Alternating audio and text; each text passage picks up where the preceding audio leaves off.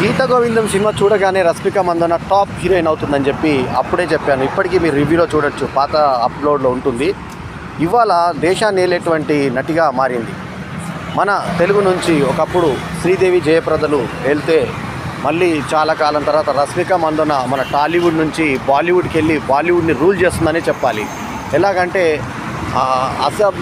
అజర్పంగా తీసినటువంటి cinema animal, ఆ తర్వాత స్మగ్లర్ కథ మీద తీసినటువంటి పుష్ప 2, ఆ తర్వాత అద్భుతమైనటువంటి చారిత్రక యోధుడు సాంబా భోస్లే కథకి అద్భుతంగా తీసినటువంటి సినిమా చావా.